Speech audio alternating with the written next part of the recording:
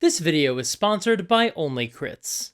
There's something that happens a lot when I'm running a D&D game and we're in the exploration pillar, and characters are either exploring a dungeon, or looting a tomb, or doing research, or something similar where not all the players are sharing in an activity. They're not all spread out doing different downtime activities, but they're also not all focused on the same thing. We'll use looting a dungeon as our example, since we're going to talk a lot about something that happened in the most recent episode of Critical Role that I talked about on this channel. Something similar, though less extreme, also happened when they looted the White Dragon's Lair back in episode 19, and I didn't discuss it there because I wanted to discuss it in its own video. So here's the scenario. The players have just survived a brutal battle, and to the victors go the spoils. So they start exploring the lair and looting the hoard, and everybody starts listing off the things that they want to do. Somebody says they want to harvest pieces from the monster, and the GM asks them for a roll. And then as they start to roll, another player says, "I'm checking the bodies of the minions for loot." Okay, go ahead and roll. And as they roll, the first player gives their answer for what they rolled, but a third player also chimes in and says that they'd like to start trying to pry the gems out of the bas-reliefs in the wall. So now what? Do you ask them for a roll and hold on to that number? Or tell them you'll come back around to them? I don't know the answer. It obviously depends on your players. But I find this happens a lot, and every time it does, I just want to turn to them all and say, "Hey, I love you all, and I'll make sure you all get a chance to do what you want to do here, but please don't tell me what you want to do while someone else is rolling, because it's distracting. I know I seem like an omniscient god, in many ways I am, but I'm also a human being with a limited attention span. When you ask me for a roll as somebody else is rolling, it pulls my focus away from the player I'm speaking with, and so when I go back to them, I may have lost track of what we were doing or forgotten the DC I set for that task, so please, trust me, I'll come around to each of you in time." Of course, I don't say that because that just seems crazy rude to me, because this is a completely understandable action for players to take, and there are other things we can do as GMs to make this less of an issue at the table. Before we get to those solutions, I want to talk about why it makes sense for players to do this. First, nobody's being rude on purpose. I think it's completely reasonable to assume that a player just thinks now is the perfect time to ask. After all, nobody's speaking. The GM asked for a roll, and the player can't answer until they roll their die, so while they're rolling might be the perfect time to chime in and let the GM know what you'd like to do next. You're not asking them to take time away from the other player they're currently interfacing with, you're just getting in line behind them to be the next one to resolve an action. And you particularly want to get that question in there before a player winds up in a rabbit hole, where one roll leads to a follow-up roll, and that leads to another question, and potentially another roll, and maybe your thing is quick, so you just want to get that quick thing in, get that answer before the more important stuff happens. We can see an example of that in the last Critical Role episode we talked about, episode 44 of the Vox Machina campaign. I mentioned this in the video, but while Percy, Vex, and Trinket were rolling saving throws against a booby trap, Sam asked what he found on the bodies he searched earlier. Now that's not the perfect time to ask, even though it wound up being the best time to get that answer out of the way before the results of the trap were resolved, but neither Matt nor Sam knew how much that trap was going to mess everything up for everyone for the rest of the campaign. But also, yeah, it did kind of make sense. Sam knew his thing was quick. He had asked about it earlier and hadn't gotten the answer, so now seemed like a good time to jump in and ask for that answer. It's not the ideal solution, but when that's the rhythm that everyone is in as they explore the dungeon or loot the lair, then it's kind of the only way to handle that situation. But are there any other decent justifications for jumping in as someone else is rolling? Well, there is kind of an argument that this could help avoid metagaming. If you ask all the players what they're doing and then you go around and ask them for rolls and or resolve their requests one at a time in whatever order makes the most sense for you, then in theory it means everyone is doing whatever their character would naturally do. They're following their desires and going after what makes the most sense for them, what interested them most about the scenario you presented.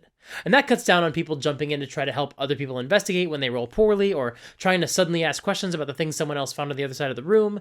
They're not going to do that because they're already working on perusing the shelf of books looking for spell books, or going through the papers on the vampire's desk for evidence they can use to exonerate themselves of the vampire's crimes, or whatever else that they already said they were doing when they entered this room. So yes, there are definitely reasons that make some sort of sense to jump in and let the GM know what you're doing, while knowing that you're not going to be the next person to get your answer. However, this approach isn't just distracting for GMs, it's also kind of bad for players. As an example, let's look at episode 19 of the Vox Machina campaign, in the aftermath of the White Dragon fight. In that episode, the party was tasked with killing a white dragon and collecting parts of the dragon to fulfill a contract. So as soon as the dragon was dead, the party got to work harvesting pieces of its corpse. Zara made the rolls while Vex assisted her. Meanwhile, Travis told Matt that his character, Grog, was looting the body of the giant who had also died in the lair.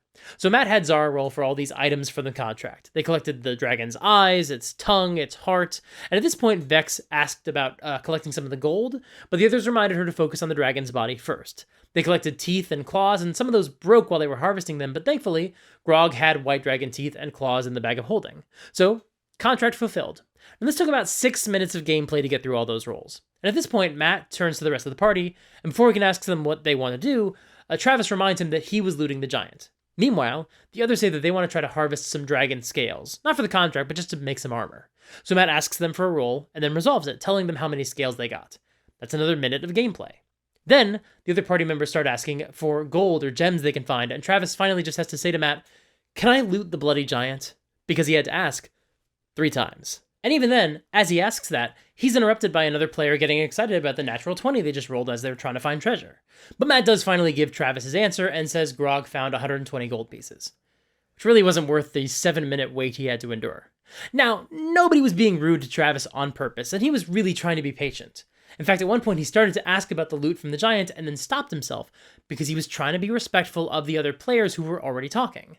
Matt may have focused on the dragon because it was the second thing that somebody said, so it distracted him from Travis's request. And then as they were wrapping it up, maybe he thought that it would be fast to resolve the other roll for the scales.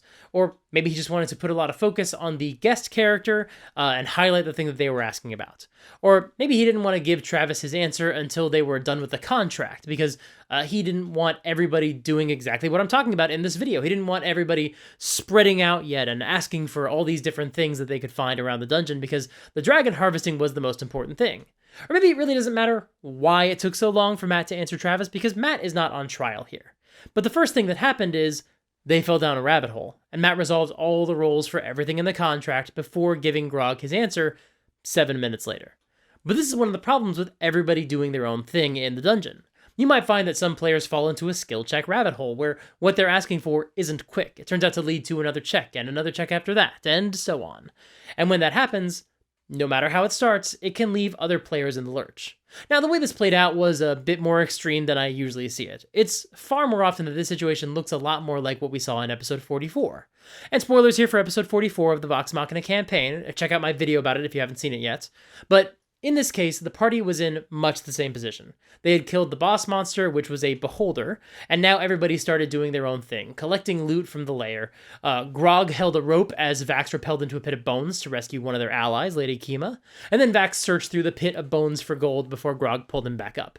Keyleth started harvesting parts from the beholder because the party has an almost pathological obsession with collecting body parts from monsters to try to craft with them or sell them, and then they almost never did anything with them because they just didn't have a decent crafting system in place, but that's a topic for another day. Scanlan looted the bodies of the Fishman minions. The rest of the party was clustered around the sarcophagus, which held the MacGuffin the party was looking for, as well as a bunch of jewelry. Vex was just hovering near Grog as he lowered Vax into the pit, but then she broke away to check out the loot in the sarcophagus. And this time, there wasn't one series of checks performed by the same person that dominated the time. Instead, it was more of a popcorn style. People would call out what they were doing, and as they rolled, other people would call out what they wanted to do, and Matt just bounced around, trying to answer as many of these requests as he could in the best order that he could manage. But of course, that also wasn't a perfect solution, especially because everyone was talking over each other. And as Laura said she was checking for traps and Matt asked her to roll, Taliesin said that he was trying to remove the armor. So the trap went off before Vex could identify it. And that trap wound up being pretty bad. Now, normally the consequences for doing this really aren't that extreme, which is why people still do it. Obviously, if a player character died every time you told the GM about something you wanted to do while someone else was rolling, then people would stop doing it pretty quickly. But aside from just being a pet peeve of mine, I've seen it present real issues at the table. Back in our old Star Wars Edge of the Empire campaign, one of our players was basically the de facto healer. I don't remember what the class was called or what his build was, but because we didn't really give him the time and space to focus on healing us, because we would essentially just wander off in a bunch of different directions, he wasn't really able to take time to do the cool thing that he made his character to do. So he basically felt like he was being shut out of the game, since whenever he tried to do his cool thing, nobody really paid any attention to him. Contrast that with the rest of us who got a lot more opportunities to shine. Not only because we were given chances to do cool stuff, but because when we did those things, we had the focus of the entire table. And that wasn't true for our healer, which meant the player was just kind of having a bad time. Now, I've spent most of this video talking about how this is an issue that players have, something that they do that's essentially kind of disruptive or disrespectful. But some of you have probably already guessed that this is something that probably needs to be resolved by the GM changing their behavior. Because if players don't have assurances that they're going to get a chance to contribute, then yeah, what other choice do they have but to chime in when they see an opening? Now, one approach is, every time somebody starts to say they want to do something while another character is already rolling, just stop the second player and say, don't worry, I'll go around and give everyone a chance to let me know what you want to do. You don't just say, you'll get a chance. You say, you'll all get a chance. Because that way, everybody knows that they'll get a turn. Then once somebody rolls and you give them their answer, they might have a follow-up question, and you can tell them, okay, we'll come back to that shortly. And then you move on to the next player. You can also fully tell the players, I'm going to go down the line and ask you each what you're doing, and then you'll roll. This is probably what Matt should have done in both of the episodes we discussed today. In fact, you could even go down the row and have everyone tell you what they want to do, and then go back around and ask them for their rolls then. You don't have to do this, but that is a way to help avoid metagaming, so somebody doesn't say, oh, you already resolved Todd's roll and they rolled low, so I'm also going to come over and try to investigate the same thing and try to roll better. So there is an advantage to that technique. And you could even make this formalized by using the always-on initiative rules. This is something that's been around in the hobby for decades, but I only became familiar with it through the indie OSR game Shadow Dark by Kelsey Dion. Basically, when the players are exploring, you have them roll initiative. Now, it's not as rigid as combat initiative. First of all, you just take whoever rolled highest and have them act first, and then you go around the table from there. So everybody knows when they'll have a chance to move next. If you're playing online and not everybody is seeing the other party members in the same configuration on their screens, then you could just keep the initiative rolls for everybody or go alphabetically from whoever rolled first or something like that. Second, you don't worry as much about the length of rounds during exploration. These aren't meant to be resolved in 6-second increments. It's more like you play it by ear, giving everybody a chance to do one thing and then moving on to the next player. It really would solve a lot of the issues we've discussed today. It's a great way to get your players on board with the concept of, well, waiting their turn as they try to explore.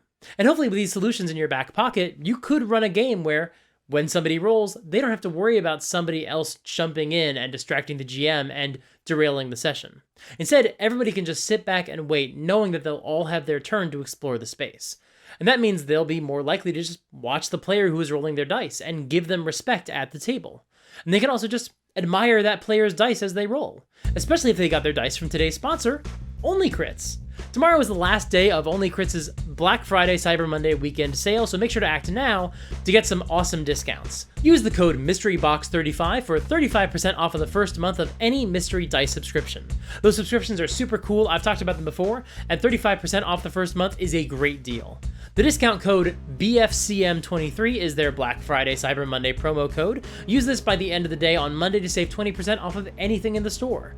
Make sure to visit the website today and tomorrow to download a different 5e adventure for free each day. And if you want any other adventure off the website, those are all 75% off through Monday. So once again, check out these promo codes and deals. There's info in the description as well, but please take advantage of these awesome sales now while you still can. Tomorrow is the last day. And thank you again so much to Only Crits for sponsoring this video. Thank you so much for watching. This is the second of 2 videos about exploration rolls, and tomorrow we're kicking off a 3-part video series about character death in tabletop RPGs. So if those videos sound good to you, then make sure to subscribe and ring the bell so you'll get notified about new videos as soon as they come out. Support me on Patreon if that's something you're willing and able to do. Join my Discord server to hang out with a bunch of awesome people like yourself, and subscribe to my newsletter to stay up to date with my latest news. If you missed my video from Friday, check it out here. It's all about why I prefer to call for skill checks instead of flat ability checks. Until next time, play fair and have fun.